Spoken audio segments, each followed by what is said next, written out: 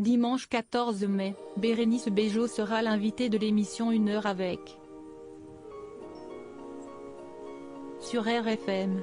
Dans un extrait dévoilé par Gala, la comédienne fait une terrifiante confidence sur le jour où elle a été victime d'un accident de vélo avec la fille de son compagnon Michel Hazanavicius. Depuis près de 19 ans et le rencontre lors du tournage d'Os 117, Le Caire Nid d'Espion, ils forment l'un des couples phares du cinéma français. Bérénice Bejo et Michel Hazanavicius sont unis aussi bien à la ville que sur les plateaux de tournage, puisqu'ils ont collaboré à 5 reprises depuis le début de leur histoire d'amour, sans compter l'inoubliable comédie avec Jean Dujardin. Une collaboration qui les a notamment menés à Los Angeles en 2012 lorsque le réalisateur a reçu un Oscar pour leur splendide The Artist.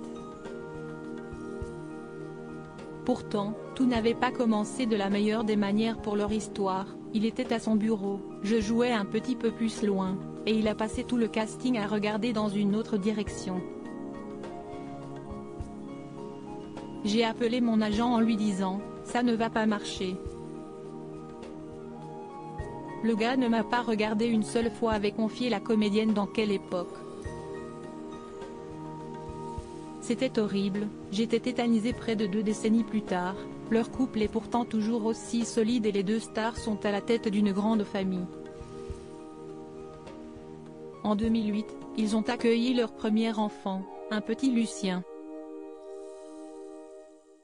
3 ans plus tard, c'est Gloria qui vient agrandir leur foyer.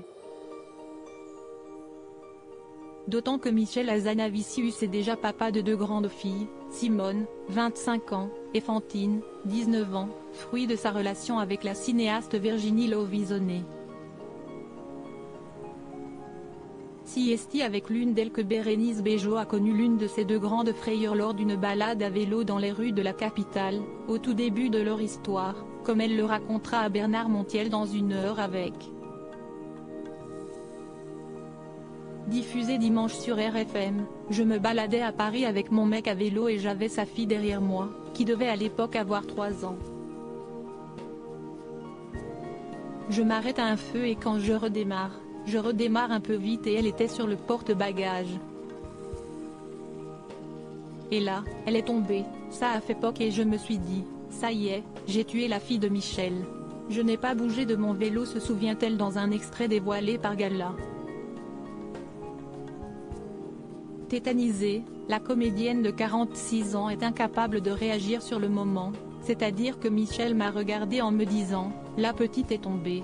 J'ai dit « Ouais, je sais, ouais. Ben, fais quelque chose ». Non, je ne sais pas comment faire.